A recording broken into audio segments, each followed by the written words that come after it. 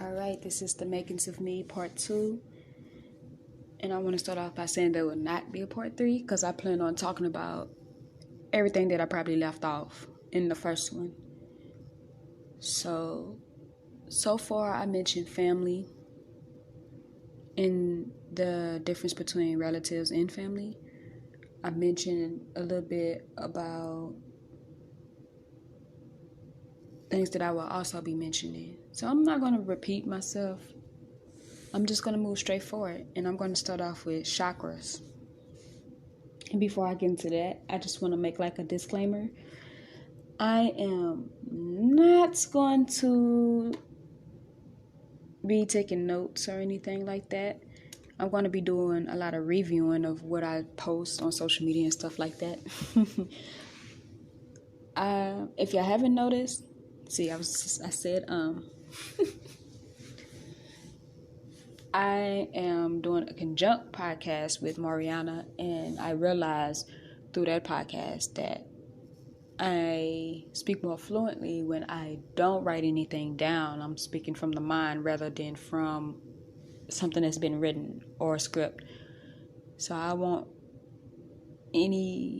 any form of programmed scripts next to me just to get something out, just to say something.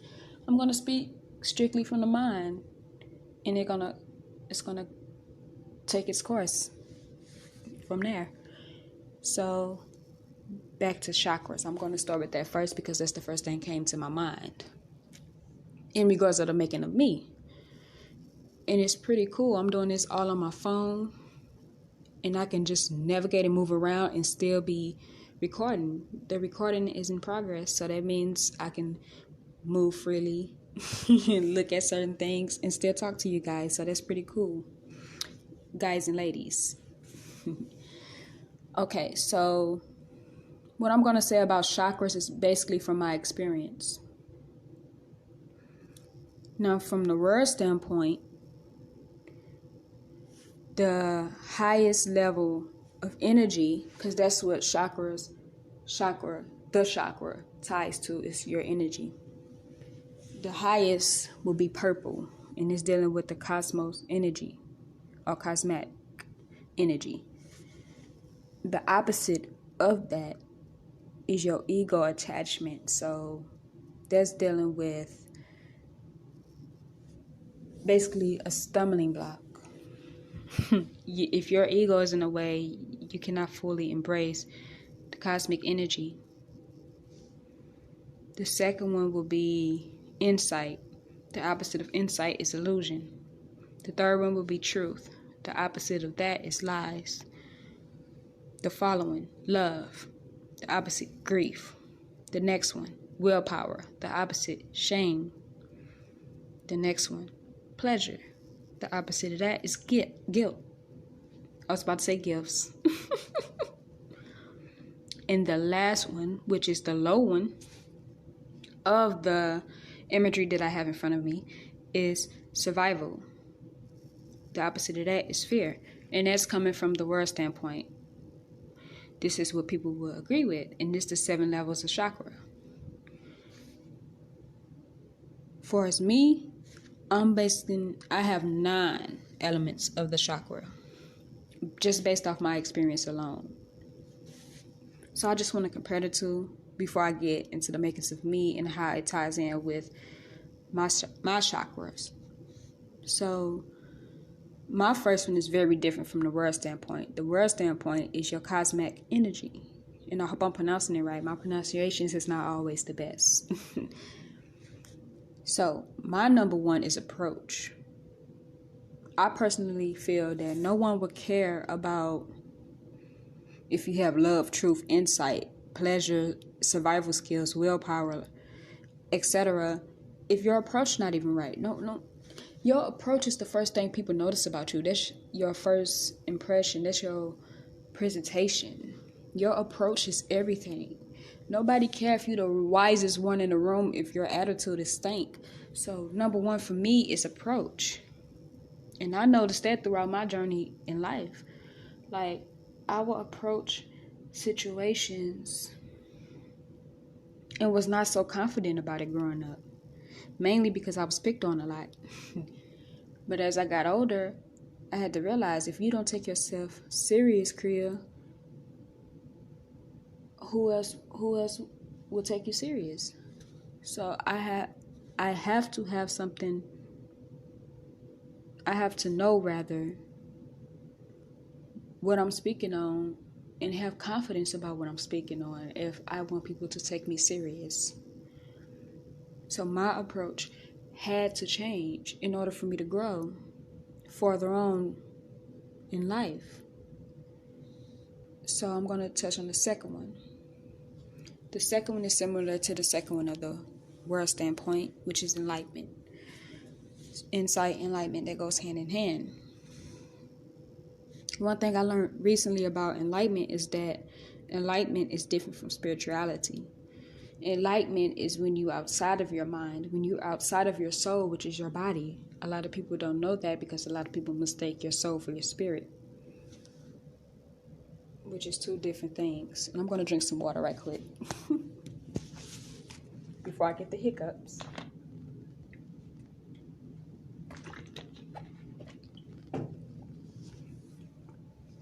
So, your soul and your spirit, two different terms.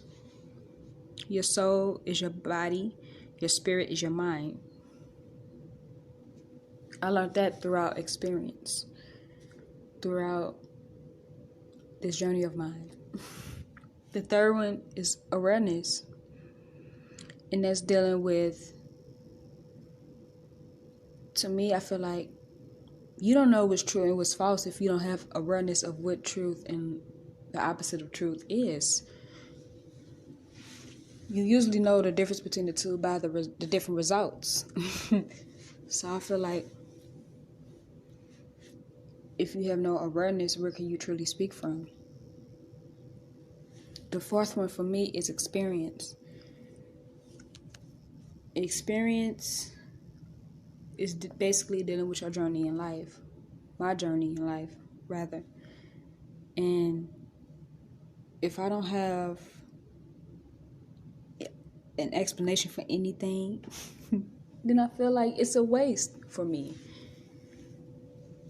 And I could use a better term, but I'm just going to go ahead and stick with that because I don't want to prolong anything.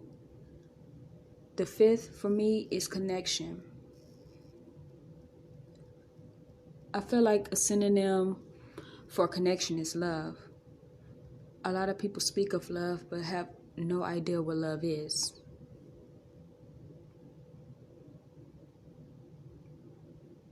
Love is actually the fifth of the world standpoint of the chakra, and it represents green.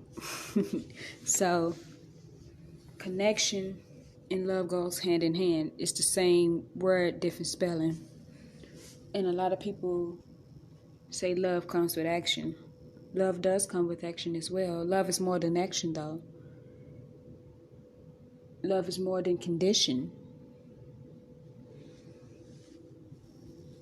Love is the closest thing to chemistry. If you truly love someone, you will know how to connect with them. You will know their flaws and all. You will know how to navigate. You will know how to treat that person because y'all will have this common ground that you both will stand on. The sixth one for me is the oversight. I feel like oversight is greater than power. You can have power. Have you ever heard the saying, you can gain the whole world and lose your soul? I would say you can gain the whole world and lose your mind. Because, let me backtrack. I said soul means body, right? Spirit means mind. You can gain the whole world and lose your mind, which is your spirit, by not having the oversight. The oversight is the comprehension of both sides. You're not walking around one-sided. You are well-rounded in your surroundings when you have an oversight. You can have power, which can balance out with control. But if you don't have the details, the bigger picture, then you your power is nothing less, nothing more than temporariness. When you have the oversight, you have something that can be everlasting. I personally feel I can dap more into that when I go into. I'm going to have a whole different segment of chakras. I'm just basically tying this in with my experience and the makings of me. So I'm not going to go too deep into this stuff. I'm just basically giving y'all an outline. So the 7th is desire. I had to set my desires, rearrange my desires, rather. And the opposite of desires is lust to me. You can lust for something that's not good for you. And I definitely did that and paid for that. You pay for your mistakes and you get rewarded for your goods. That's how I look at it. The 8th is purity. See, I need to work on not saying Purity is dealing with clarity, correctness, and I'm also going to elaborate on that. So if I had to choose another word for purity, it would be dealing with clarity, which I already said, because, or righteousness, which is correctness, which is I also said. So, and honesty, that's the word I was seeking for. So I'm going to the 9th and the last one for me, and then I'm going to move on. Guidance. So I feel like guidance is what opens the door for you to experience life. As for me, I feel like I'm being misguided and I had to redirect a lot. Basically relinquish, which is to let go of a lot that was taught to me. I look at taught as brainwash. That's a synonym of teaching if you really look into the words, look into the etymology of it. So I had to rewire everything and discover things for myself rather than take on with someone else's point of view. And I'm going to leave it at that. I don't want to talk too much about the chakra because I'm going to have a whole different segment of that. That's just part of the makings of me, is dealing with the chakra. Now, the second thing I want to touch on is spirituality. I would say, 22 years old when I felt like I had spiritual deliverance. 22, and I say that because of an encounter that I had at a church. And I'm going to touch more on that when I do religion. Or I might just have a segment an episode called Religion versus Spirituality, because there is a difference between the two. And I learned that throughout my experience dealing with the approach. See, that's why I wanted to talk about chakras first, because it fits in to the makers of me in a lot of aspects. And spirituality, I learned about spirituality through religion. And when I say religion, I'm not talking about the pastor. The pastor the pastor talk about spirituality from their standpoint, not from the oversight, the overview. So I had to learn the difference between, I wouldn't say between, but on my own. I had to learn the difference on my own. And I learned the difference through making mistakes, through getting embarrassed, through what Christians will call witnessing. I'm quite sure other religions is familiar with witnessing. I'm going to break down what witnessing is Witnessing is when you are being a representation of what you're a part of religion-wise, and you go out and spread the word and try to bring as much people with you, gather as much people as possible, and bring them along your journey. One thing I realized from witnessing is that my way is a straight, narrow way, and it can only fit one person, and that's me. What I mistakenly tried to do was drag people along my journey when they already have their own journey. And that was a big mistake of mine, because I was following after other people rather than following the path that was already set for me. And that's where I messed up at big time, was following after other people. So my last straw of witnessing is when and before I get into that, I grew up Christian, born and raised. I didn't come from a household that was exposed to multiple religions. I didn't learn about religion until I was 15 years old. That's when, now, see, it's the difference between believing and following. So I'm going to touch on that, but I don't want to forget what I'm about to say. So I'm going to go ahead and talk about my last straw of witnessing, then I'm going to get into that because I don't want to backtrack. So my last straw of witnessing is when I was talking to someone. We're trying to invite someone to the church I attend, and the guy cursed me out. He was like, "No, I'm not coming F you." And then he was just passing out. I'm like, all because I invited you to the church? And I was extremely nervous. Like, he looked at me too. But I'm the type of person, I don't discriminate. I don't prejudge anyone. I give everybody a chance because I feel like everybody is worthy of a chance. So I went and approached him anyway. And I'm quite sure he can tell I was nervous, which made me wonder, like, why would you still go off on me then if you knew I was already nervous when I approached you? He just ignorant, basically. That was my last straw. I'm like, I'm not witnessing, at least this way, anymore. I'm just not going out telling people about Jesus and, come visit our church and stuff like that. I'm not doing that anymore. That was my last straw. I feel like now my way of witnessing is just being an example of what I glorify, which is totally different now from that 15-year-old, from 15 to 22.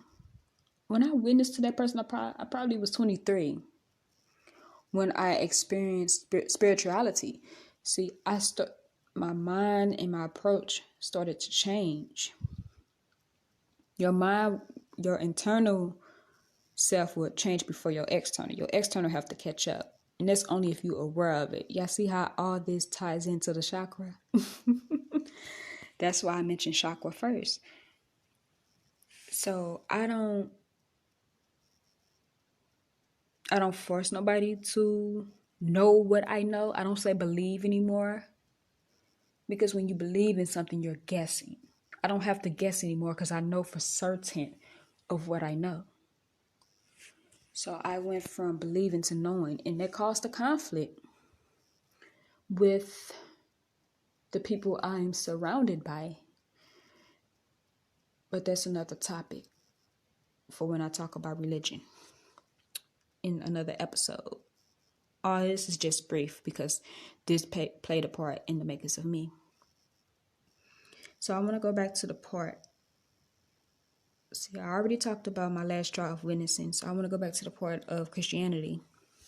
I grew up in Christianity, and there's a difference between believing and following. I was a believer. I guessed in Jesus. I'm like, yeah, I guess Jesus is the way. From birth to 15 years old. My mom, she never had a church home. So we never went to church like that. We went every blue moon. Until I was 15. My mom friend kept witnessing to her. I didn't even know that until she mentioned it when they have something called testimony service where everyone gets up, or whoever feel like giving their testimony, they stand up and tell what they're thankful for, what they've been through, etc. in the church, in the congregation. So my mom, she wasn't church bodied. She didn't have a church home until I was 15 years old. So me, my brother and sister, we basically followed after my mother. That was something I never admitted at first. I'm like, no, I went because I wanted to go. I wanted to experience Christianity for myself rather than other people or whatever. The little sassy young Cree, okay? And that's partially true. However, I had to look at the full picture. I looked at it one-sided, just from my point of view. I had to look at it from a conjoined point of view, not just from my point of view, but my mom's point of view as well, and not just my mom's point of view, but the Most High point of view. And I had to really look at it like, if it wasn't for my mom, I would have never stepped foot in that church, ever. Probably would have never stepped a foot in a church. So my mom although her friend the one witnessed to her, she finally gave in and attended the church. She still was the reason why I went, because I followed after her, not after her friend, because I had no idea he even witnessed to her, because he never said anything to me like, hey, there's a church and blah blah blah. Never said anything to me. So if it wasn't for him witnessing to my mom, I would have never followed after her and went to that church. So it's been 8 years, going on 9 years in October, since we've been attending that church. My reasoning has changed over the past 2 years now, though. I went because I was afraid that I would go to hell, which is the reason why a lot of people, I'm not going to say everybody, that's the reason why a lot of people get into church. It's because they're afraid. They're afraid of what humans call hell. But I'm going to touch more on that in the religion segment. So I'm going to save all what I have to say.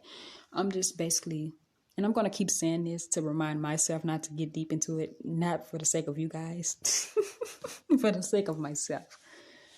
But yeah, so that's why I attended church, because my mom. If you would have asked me 5 years ago, I would have said no, because I wanted to. No, I had to look at the bigger picture, though. It was really because of her. Now it's a different reason. I can touch on that once again on a different episode. So moving on from that, I will also want to talk about, I wouldn't say education. Yeah, I'd just say education. Education played a big part in the makers of me as well. Because growing up, I was never the smartest kid in school, ever. I always got picked on. I wasn't becoming bright until high school. My senior year, I had a meltdown and didn't even notice that I had a meltdown. And that was because I was too busy blocking my feelings. Now, I'm going to have to mention my mom on this, because she played a big part in that. My mom, which I said in the first podcast, I'm just reflecting. I'm not going to repeat. Well, I'm going to have to in order to explain what I'm about to explain. My mom is the only girl out of 5 kids. 4 boys, she's the only girl. So a lot of her mentality is masculine. So there was no room for sadness and emotion. That particular emotion, because there's different emotions. Sadness is not the only emotion. Happiness is also an emotion. But sadness, that was not allowed in the house. You would think my mom was in the military. You would feel rather than think. Because, like I said once before in the last podcast, thinking minds lead to sinking ships. Now, there was no room for sadness. You would feel my mom was in the military in a way that she disciplined her children, mainly me. I'm not going to say mainly me. My sister, she's a Gemini. I'm going to leave it at that. So, I didn't really express my emotions like that growing up because I wasn't allowed to. And even happiness, emotions was just unacceptable. I would say now things change since my mom became not only a believer in Christianity, but a follower. See, when you're a believer, you just guessing that, hey, this is the way. You agree with it. You go beyond agreeing when you begin to follow and be a part of and work for and be an example of when you become part of a church home. So I just want to put that out there because I don't feel I fully explained that previously. So back to my emotion standpoint. I didn't really express my emotions. So by my senior year in high school, I had like a mental breakdown and was just devastated that I didn't go to prom. At that time, I'm like, I know I'm not going to go to prom. I don't have the support I needed from my mom. I didn't have a dress, my hair, nails, like nothing was done. I wasn't prepared for it, wasn't prepared, prepped, anything, etc. Just wasn't prepared for it. And that did bother me. I would say now, as a 24-year-old, I got over it. And I don't like gatherings anyway. I guess it's a word I'm looking for, and they have phobic in it. Classophobic. I hope I'm pronouncing it right. I don't like being around too many people. Maybe it's because of the anxiety in me, the generalized anxiety in me. I just don't like being around people like that. So, but I at least wanted to say, hey, I've been to the prom. I wasn't going to do nothing but just like stand on the sidelines anyway, but still. At least I was with someone that made me comfortable enough to at least do a little two-step and then slide my way back to the wall. But anyway, something. So, education. Yeah, I wasn't the brightest kid until high school, but I didn't become the light into college. That's when I started to learn a lot of things. And I'm like, at first, I was scared to go to college. I was like, nah, that's not for me. I'm not smart enough. And I went by what people said. That's a bad habit that I had. I always went by what people said. And until I got in college, I'm like, no, forget that. What do you say about you? In all seriousness, what do you say about you? So I just had to rearrange my process and how I communicate with myself, because I can't communicate with people in a modest way, and I'm not even modest with myself. I'm not even gentle and nice to myself. So I had to do a lot of reproaching, relinquishing, I like to call it. That's one of my favorite words. You might hear me say that a lot, probably in every podcast. So I'm going to adapt more into everything that I talk about right now in the makings of me. That's why I said there will not be a part 3 to this, because a lot of things that I have to say is going to have its own episode, its own spotlight, its own moment of time. So enough of education. Disappointment, which I talked about in my conjoined podcast called the Cree-Maury Exposure, featuring Mariana. Disappointment, we mentioned that. I'm glad I stopped myself from saying, I probably did. Dang it. So a lot of disappointment is what made me me. I used to always get mad at people for just disappointing me. Like, why would you not this best example that I needed? It's just my life journey took a different course than most people. I had to be disappointed to appreciate the good in life. I feel like I went through a lot, so if I do have kids, they won't have to go through what I've been through. They would know the ropes because I'm the one showing them. I'm going to dap more into that. And a lot. It's a lot I'm going to really dig deep into. Self-love, self-esteem, and astrology, because I feel like astrology, I had to learn who I was first. Because I'm not going to lie, I only cared about the sun of astrology. Like my sun is Aries because I was born in April. The mid, what I say, is that mid-April? April 10th. So yeah, oh goodness. Yeah, April 10th. That's like almost close to the mid-April. So that's the only part that I cared to focus on in regards of astrology. But I recently found out the time that I was born and dug really deep into astrology. And I was like, wow, I'm glad I learned who I was, because if I didn't, I could have went into witchcraft, which is totally different from astrology. They might be related, but they are not the same. They have their own spotlight, their own difference, that they have their own signature. You know which is which when you know who you are, and you really dig deep into both. So I learned about both, so I wouldn't be confused. And of course, I love astrology more. I'm not a witchcraft type of person. I don't do witchcraft. That's not for me. Maybe that's for someone else, but it's not for me. What else? Because I don't want to leave anything out, especially if I'm not going to do a part 3. So I want to make sure that I really touched on what I felt the need to touch on.